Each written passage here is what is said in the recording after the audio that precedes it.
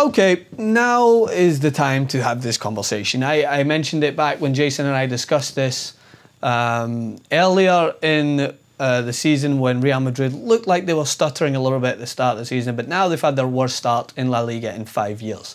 They suffered a 2-1 defeat, a surprise 2-1 defeat to newcomers Girona.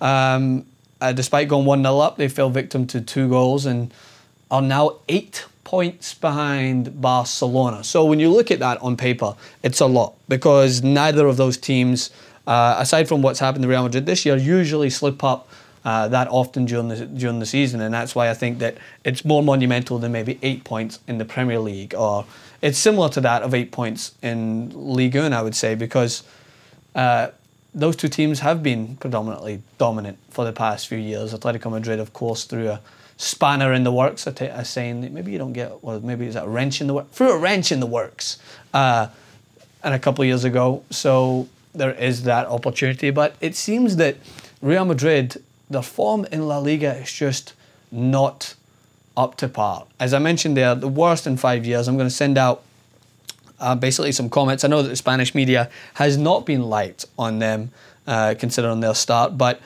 it's Madrid's basically a Fulton campaign as the 32-time La Liga champions have never managed to win the title after falling 8 points behind the leaders. So is that a bad omen? Yes. You don't want to be falling anywhere close to that behind Barcelona.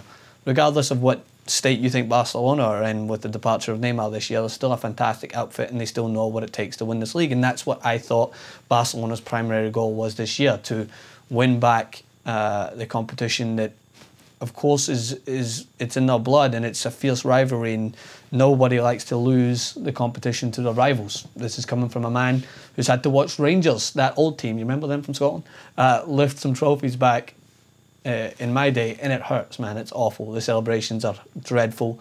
It's disgusting to watch, and you just want to cry into your sleep, and that's what happens. So now Real Madrid falling 8 points behind. They're not looking well defensively. Marcelo's performance against Girona was one of the worst I've seen him play. I think one of the Spanish outlets gave him a 3 out of 10.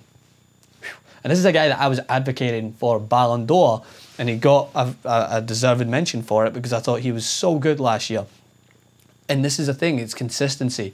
It's early in the season still. I think he's got time to pick himself up. But defensively, he's looking similar to the Marcelo we remember of 4 or 5 years ago and getting caught out too high up the park. And it's, I don't know, it's tough times for Real Madrid. I would never say that it's time to panic, because I think they have the squad to right the wrongs, and maybe they'll look to, as some teams have done in the past, as a Champions League to help guide them back to steadier waters, and they have to travel to Wembley to play against an in-form, well, now out of form because they lost to Manchester United, but a good-looking Tottenham team. Not the way they look. I mean, why would you go there? Talking about the way they play. So would I fear that Real Madrid are going to have a struggling encounter this week at Wembley? Maybe.